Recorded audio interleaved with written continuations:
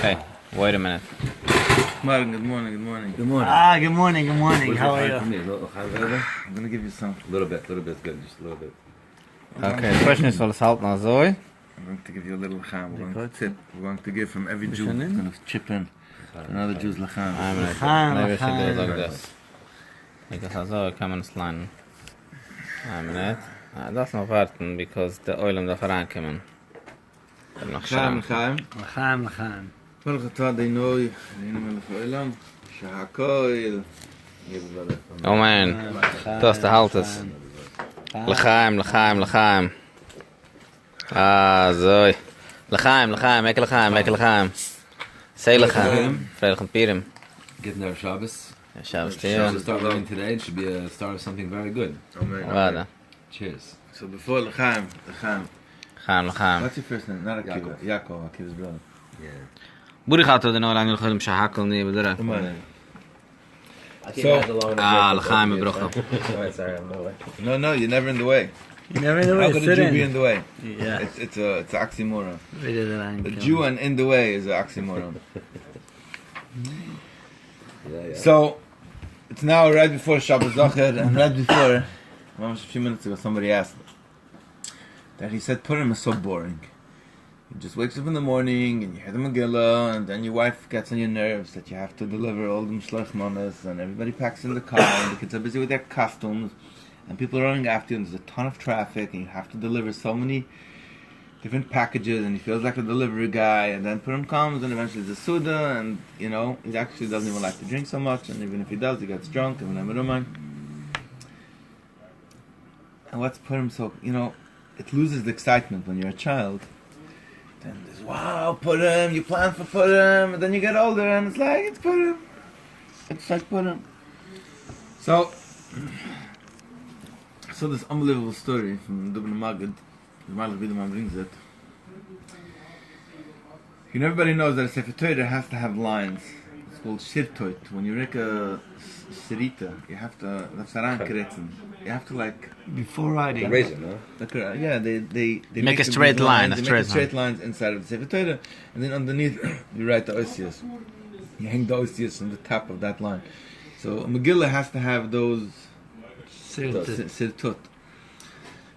And the idea is that Dubna Magid says unbelievable. Come along. There's two guys standing in his backyard. There was a guy standing in his backyard. Reuven standing in his backyard. Shimon walks by. And Shimon sees this gorgeous bird, this colorful, exotic bird sitting there perched on one of the posts in his yard. Colorful bird. A colorful bird? Yeah. No. A beautiful colorful bird. A beautiful, colorful bird. I'm just helping out the story, you know? I'm giving you Beautiful, colorful, exotic Yeah, exactly. bird. African. Yeah, Some type of a crazy bird. You know, the bird that Baal Shem Tov spoke about. Yeah. That went all the way from the top. That bird, the Salaka Koshmar. And this bird is on top. And Shimon, I don't even remember who was standing here. Okay, so let's make it. The property is Reuven's property. Yeah, and Shimon, his And friend, Shimon, his was friend, on walked his by, property, and he sees this And bird. he sees this bird. And On Shimon, Reuven's property? yeah. Yeah, and he tells him it's such a Shimon beautiful bird. says to Reuven, he says, wow, I never saw such a gorgeous bird. And he's staring at the bird, and the bird is standing there, and you can see all the different colors. And he's never seen anything, and he's imagining where that bird can take him. And he says, I gotta buy this bird. How much you want to sell this bird for? And he says, $1,500. He says, $1,500? It's a little steep, $1,500 for this bird. And he's staring at it, and he says, you know what? I'll give you $1,000. And Reuven says, Nope. $1,000? No. $1,000, I'm not selling $1,000. Price is a price. $1,500.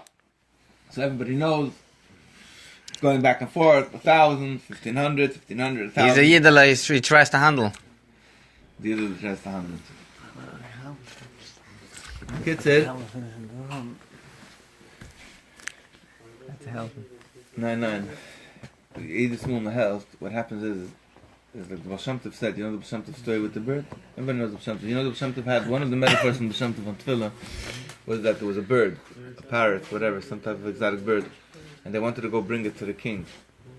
So the tree was really high. So they had these soldiers standing, one, and each one went on top of the other, and everybody was standing still. And then the guy in the bottom just couldn't handle it anymore, and he had no nerve, and so he just walked off right when they were about to grab the bird.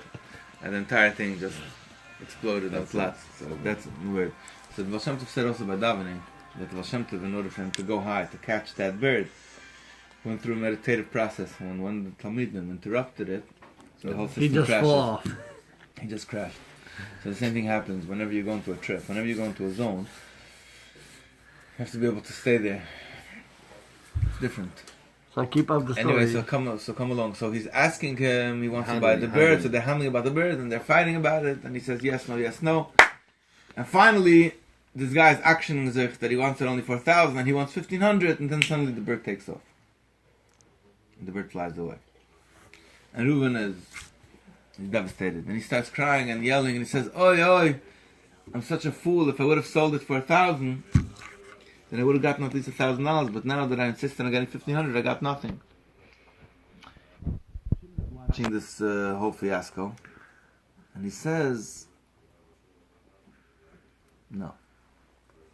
He says, I thought this bird was your bird, so I wanted to buy your bird. But if it would have been your bird, then the bird is going to return back home, because it's a domesticated bird. But if the bird just took off, then it was a free bird that just landed on your property. It was never your bird. So you couldn't even sell this bird. When a bird lands on your property, you don't sell birds that land on your property. It's not yours. There's a process that you have to go through in order to take that exotic bird and make it yours. And you never went through that process. It was never yours to sell. Now, many times when we have experiences, spiritual experiences, it's a colorful exotic bird.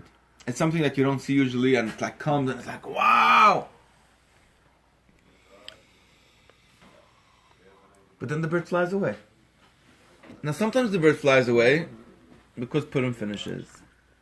Sometimes the bird flies away because somebody interrupts you.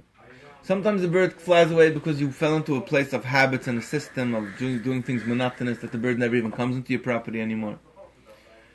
But Megillah Tzricha Shirtit means that you have to go through a process where you take that experience and you make a system of how you're going to domesticate it and you're going to bring it back home. So for example, when you look at a Megillah and it has lines, it means the Megillah has a tremendous or.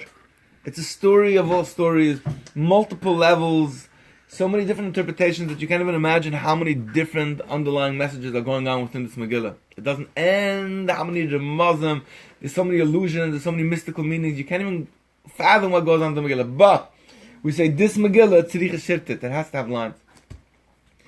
And every single one of these lines has to be straight. And underneath those lines, you're going to hang those letters. And within those letters, there's going to be meanings. And within the secrets of which words you did use and which words you didn't, there's going to be multiple ways of how you can connect the dots to create new stories and new messages of what the Megillah is going to teach you. However, you have to have a system for it.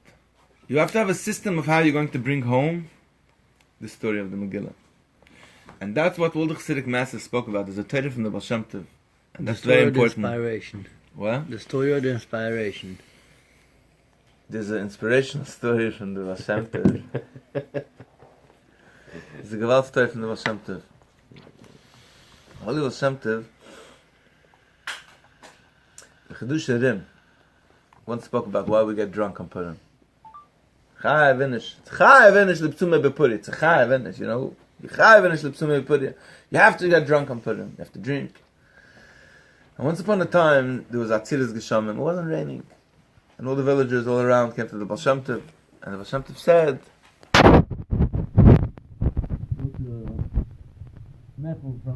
go to that mechel, and if he blesses you, then the rain is going to come back from heaven.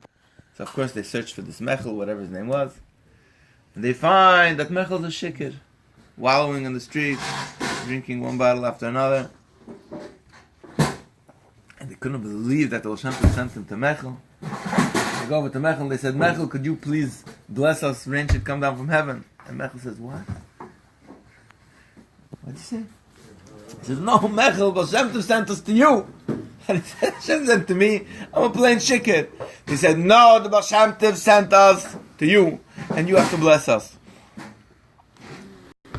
So finally Mechel sees that they're not going out, they're not matruk nishtup for him. And he blesses, he said, Hashem should help, it's going to rain. And then suddenly all the clouds started rolling in. The grey clouds come in, and it starts pouring.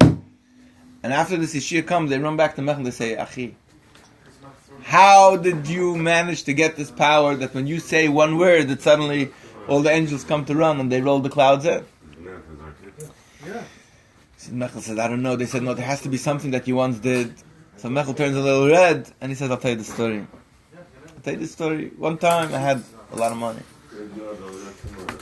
And we won't go into all the details, but I was on the way to sin. And I had a lot of money in order to do it like a boss.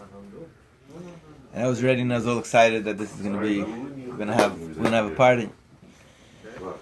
That day as I was going, I'm traveling to a town and I see these children and these people crying. And I find out, like all Chassidus tales goes, either the Purim threw them out or they didn't have money, they were evicted, something was going on over there. I don't remember all the details. And he asked, how much money do you owe? And I took all the money that I have and I paid them off. And I gave away my sin for God. I gave away my opportunity to sin. I was like all ready to sin. It was all set up. The game was all... And I gave away my sin for these poor people. I gave it away. And the Talmidim came back to the Baal Shem Tov, and you know what the Baal Shem Tov said? He said when he gave away his sin for Hashem, it came down that whatever this guy is going to say, he has that power, it's going to be Mekuyim. But then the other angels came and they said, how could you give... He's just a poet. He's just a plain peasant. He has nothing spiritual within him. He has nothing... I don't want to talk about all the other things he's done, all the other parties he attended, and all the other things he went through. How can we give him this power? So they decreed from heaven that he should become a shikhet. And he should go through circumstances in his life which is going to cause him to become the way he becomes. So he's going to be so drunk that he's just never going to know the power that he has. Do you know why we get drunk on Purim? You know why Chazal said Chai Vinish? Because on Purim, the power comes down that every Yiddeler can access tremendous spaces and tremendous places of inspiration and of meaning and of divine intervention. But in order for us to make sure that it's a fair game, there's a bluff that's created and we say, get yourself drunk. Get yourself drunk and therefore forget the moment. So that's really the story of our lives. Purim is the story of our lives. We have within ourselves all the resources we need in order to live fulfilling lives. If Hashem created you in this world, you have to remember one thing, Achi. You're unrepeatable. Hashem only created one of you. He's never going to make another one of you. And He gave you all the qualities and all the skills that you need in order to live connected to Him and in order to live with peace and tranquility, Yeshiva Das. But the challenge is that we become drunk. We have other circumstances in our life which makes us drunk. It could be things that you went through, different ways of fears that you have, phobias that you have, different information that comes in, we're drunk. But Purim is a time when we say, Achi, I just want you to know that you've given up so much for Hashem already. There's so many times that you gave up from yourself. You have so much koyach, and you have so much inspiration within you. If only you would believe in yourself. If only you would know. And then Purim comes and we say, we created a Mishloach Mona system that you should run away from Purim. We created gragas, we created masks, we created everything in the world just to distract you from what it's all about. And if you could just make for yourself a little system, a shirtuk, where you're going to say, let me prepare for this. Let me take a few moments of time. And you can extract from the madness. That I can extract, then I can extract from the madness in order to zone into the space. That means if I could wake up Fatug Zompiden, and I could zone into an hour of space where I could make this Badudus and talk to Hashem, that's a very powerful space because it's space within the madness. remember when I was a child, I read a book called The Lilac Bush. I don't remember her name. About this woman who was in the Holocaust. And I don't remember anything about the book, just I remember this one point. That during the war, she somehow managed to go behind one of the barracks, and there was a stream, and she sat down in the stream, and she felt the water flowing, and she saw a lilac bush, and it was in the spring, and it was blooming. And in the middle of the madness of whatever was going on in Auschwitz, there was a lilac bush, and that gave her hope. But you know, we walk through lilac bushes all the time. We see lilac bushes all the time, but we don't see the lilac bushes. We only see everything around it. We only see the madness around it. So Purim is a zone when you can make space. And if you do, it's a very powerful experience of making that space. You know, Malach Biderman brings you a story of this Yerushalayim Yid who didn't have any money for Pesach. So he decided that he's going to go into the zone, and he went and he started davening with his whole heart. And near him there was some American, like a very typical story, right? And near him there's this American guy with a few bucks, and he hears him davening, and he says, what's going on? And he says, I need money for Pesach, I need to feed my family, I want to have a Seder that covered, I don't want to have to go beg. And the Yidel gives him his address, he says, come to my hotel. Goes over and he gives him a tremendous check. Okay, nice story. So later, this Yid was telling his friend the story, and he says, did you take the address of this guy? You know the address of where he lives, his phone number, his contact info. That way you can reach out to him again. So this Yid looks at him between us and he says, I didn't ask him for money. I connected to Hashem. Next time I'll need, I'll connect to Hashem again. And he'll send a different American greet, or he'll send, I don't know, some other way. I'm not going to him, I'm going to Hashem. So let's say you have that inspiration where you say, I'm going to Hashem. So that's a bird that just came into your life. That's an exotic bird. It's a beautiful bird to realize. Al tiftachu b'ndivim b'ven adam she'en le'tshua. And we do have small ways to domesticate it in that moment. In that moment. Exactly. In that moment, when I realized Al tiftachu b'ndivim b'ven adam she'en le'tshua, why am I trusting in people who have money? Hashem gave them a gift. Hashem, it's His money. Giliyah Kesef. So it says, it's all mine. The whole Bria is mine. The people who have the money, the people who don't have the money, the situation, the creation of this dynamic where there's haves and have nots. It's all mine. And the only reason why I'm making it is in order that I want you to connect to me. And when you remember in that moment that the purpose is to connect to you, that's a bird.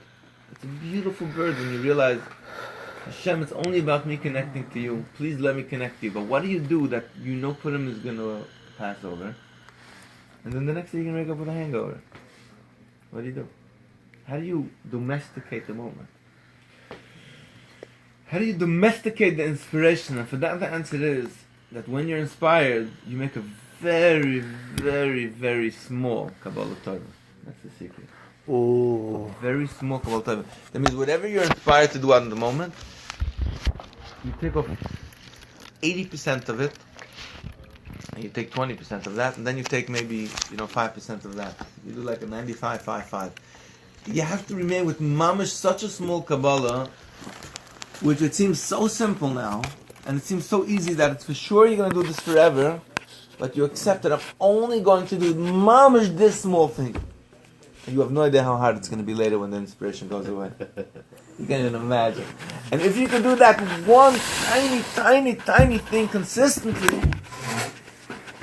when you took home a reshima of that bird, and when you do a lot of these tiny Kabbalah Torahs, then you know that bird's going to stay by you. But you have to take something which is so small that it's like so simple that... And you catch a bird from not this property. Ego, we grab too much. We think we have to grab. You say, I'm going to start every day, I'm going to wake up 5 o'clock in the morning and I'm going to learn an hour. People don't really, you know what it is? It's the same idea as like, when you're looking at a big map, right? Mm-hmm. The reality is when you turn a tiny bit in one direction, in the long run, there's a 1,000-mile difference between here and there.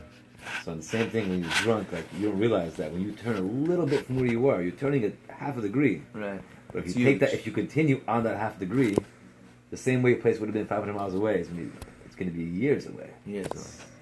So 100%. it's beautiful. It's beautiful. That means Purim, when you have these moments when you're drunk, even if you're not drunk, you have to create a system of how you're going to take home, experiences, and make a system, a shirtut. Megillah, tziricha, shirtut. Megillah needs a line. Megillah needs a process of how to domesticate the exotic bird. That can't be the idea. Domestication. Domesticate the exotic bird. Because exotic birds landing on your property doesn't mean you own it. Can I share? Sure, please. Something? No, you have to share. I was driving cross country. 5 days. I was leaving on my own little kind of trip, my own little trip for Hashem. You know, in your heart, you could think of it sometimes like running away, but you're really running towards everything is meant for you. I end up Salt Lake City, Nevada, Rosh Hashanah. Okay, that's where I end up. I Google Chabad. Where can I go? I find Chabad, and the rabbi there is Benny Zippel. Okay, Benny Zippel arrived to Salt Lake City 32 years ago for a Shabbos in Chabad, just to be a shliach for one. There's a big cancer centers there. Okay, so he's the rabbi. Once he met the people there, he was there for life. That's it. He signed up for the whole thing. And he has a community, from, not from, this, that. The kids, he has them twice a year. In Kippur Shana, he has them. He has to say something very powerful To touch to touch them twice a year. They're going to go up. You have rich doctors, lawyers, everyone surrounding the cancer centers. All the birds are going to fly away. They're going to fly away. So what does he say on Rosh Hashanah? He gave over, to me, this hit me like a rock. It was a beautiful story. What is someone like him going to share to his community? He says, many years ago, there was an Italian music conductor named Toscanini. Toscanini. Okay. He was a famous Italian music conductor. And at the time, he had a biographer. He used to come by to his house once in a while, get some stories, how you doing, get to know his life a little bit. And this is, most famous people had this at the time. One day, his autobiographer shows up at his house. Hey, can we hang out for a little while? Sure. He comes in the house, says, we can hang out, but I have to tell you, I made a concert, and I couldn't be there for certain family emergencies. I can't actually be at the concert, but I have to listen to it. I have a radio here, and I'm going to be listening to it. So for these 2 hours, I cannot say a word. If you want, you're more than welcome to join, listen, but I have to pay attention to it. It's my honor. The guy's smiling, I get to watch my favorite producer listen to his own concert in his house. They hang out 2 hours. The concert goes by, and at the end he's bursting with questions. You watch the intensity of how this guy listened to the concert. He asked him, how was it? How was it? He says it was good, but I made this concert at 120 musicians. I had 14 violinists, and I only heard 13. Okay, this guy's sitting there, you understand, blown away. He likes this guy. This guy just told me that he listened to a concert from 1,000 miles away on a radio. He ordered 120 musicians, 14 violinists. He's missing one. Okay, he's writing this whole thing. He leaves his house that day. He calls the concert house the next day. He asks people, manager, please. I'm just curious, how many musicians last night were on board? 120. How many violinists? 14. One was sick. He goes back to Tuscany and he says, how? He says, you don't understand. I created the music. If I wanted 13 violinists, I would have put 13. I wanted 14 for a reason. He created a certain sound. You're the enjoyer. You're the appreciator. Whatever I make, you're going to appreciate. You would never know 13 from 14. But for me, I made it. I need to hear all that sound. He looks at the crowd and he says, Hashem makes every person is a musical note. If you don't play your note, it's over. There's no one else could play your note.